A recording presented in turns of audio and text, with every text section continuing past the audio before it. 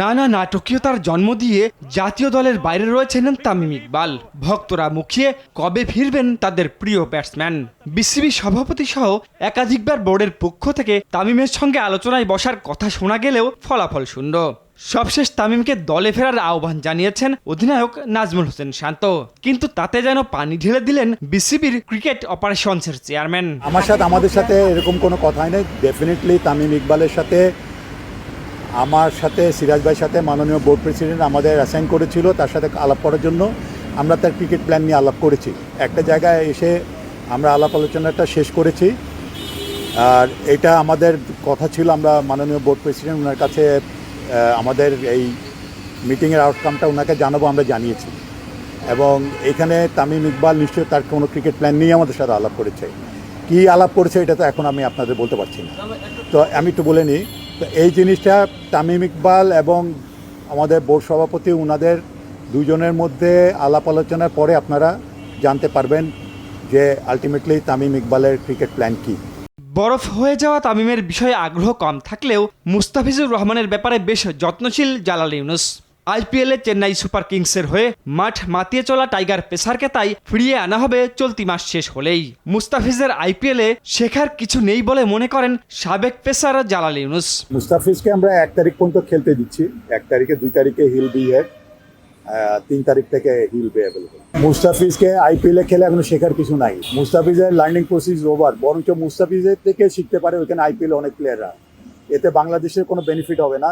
এটা মুস্তাফিজের কাছে থেকে অন্যদের বেনিফিট হবে।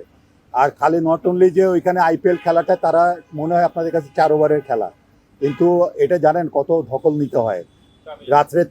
রাত্রের বেলাও কিন্তু তাদের ট্রাভেল করতে হয়। খেলা শেষে গিয়ে রাতে একটা সময় এয়ারপোর্টে ঘুমিয়ে থেকে তাদের ট্রাভেল করতে হয়।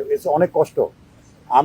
আমাদের কনসার্ন হচ্ছে মুস্তাফিজের হেলথ, তার ফিটনেস। আমরা ওইখানে তারা চাইবে তারা 100% তার থেকে নেওয়ার জন্য। তার ফিটনেসের দিকে কিন্তু তাদের কোনো মাথা ব্যথা নাই, কিন্তু আমাদের আছে। আমরা মুস্তাফিজকে এখানে ব্যাক করানোর কারণটা খালি জিম্বাবুয়ে সিরিজে খেলানোর জন্য না। আমরা জিম্বাবুয়ে সিরিজে তাকে ওয়ার্কলোড দিয়ে আমরা খেলাবো। এখানে আনলে তাকে ওয়ার্কলোড দিয়ে আমরা কিন্তু তাকে প্ল্যান দিব, কিন্তু আইপিএলে থাকলে সে প্ল্যান হবে না। পাকিস্তানি লেগ স্পিন কিংবদন্তি মুস্তাক আহমেদের নিয়োগেও বিশেষ পরিকল্পনা রয়েছে বিসিবির। বিশেষ করে বরাবরই লেগ স্পিন সংকটে ভোগা টাইগার ক্রিকেট স্বপ্ন দেখছে মুস্তাকের হাত ধরে বোলিং বিভাগে ধার বাড়ার। মোটামুটি এখন আমরা তাকে নিয়ে এসেছি জিম্বাবুয়ে এবং ওয়ার্ল্ড কাপকে মাথায় রেখে, কিন্তু আলাপ আলোচনা হয়েছে লং টার্মের জন্যই, যাতে আমরা লং টার্মের জন্য বেনিফিট পেতে পারি সেই ধরনের আলাপ আলোচনা হয়েছে, বাট এখনও ফাইনাল করিনি আমরা।